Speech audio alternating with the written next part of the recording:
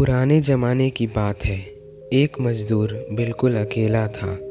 कभी आवश्यकता होती तो मज़दूरी कर लेता, तो कभी यूं ही रह जाता। एक बार उसके पास खाने को कुछ नहीं था। वह घर से मज़दूरी ढूंढने के लिए निकल पड़ा। गर्मी का मौसम था और धूप बहुत तेज़ थी।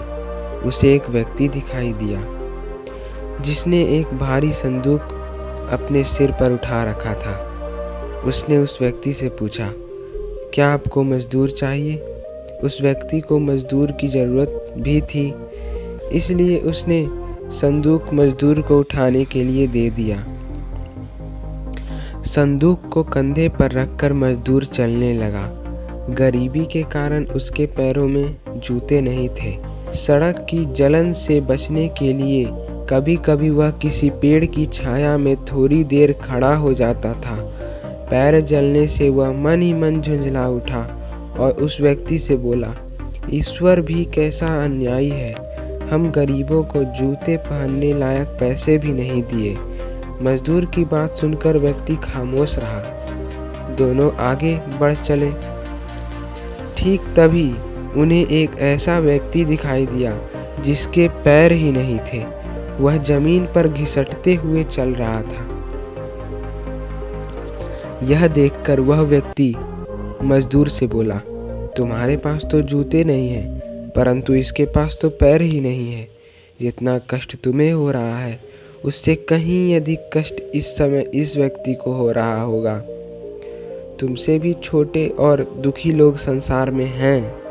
तुम्हें जूते चाहिए तो अधिक मेहनत करो।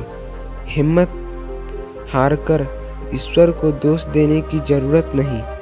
ईश्वर ने नकद पैसे तो आज तक किसी को भी नहीं दिए हैं, लेकिन मौके सभी को बराबर दिए हैं। उस व्यक्ति की बातों का मजदूर पर गहरा असर हुआ। वह उस दिन से अपनी कमियों को दूर कर अपनी योग्यता व मेहनत के बल पर बेहतर जीवन जीने का प्रयास करने लगा। तो दोस्तों, इस कहानी से हमें यही प्रेरणा मिलती है कि ईश्वर ने हमें असीम शक्तियाँ दी हैं, इनसे जीवन का निर्माण करें।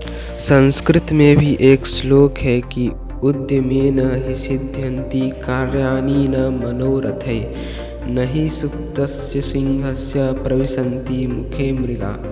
अर्थात कोई भी काम मेहनत से ही पूरा होता है, बैठे बैठे हवाई किले बनाने से नहीं, अर्थात सिर्फ सोचने भर से नहीं।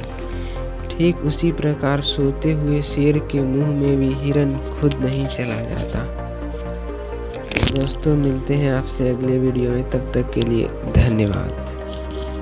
अगर आपको हमारा वीडियो पसंद आया हो तो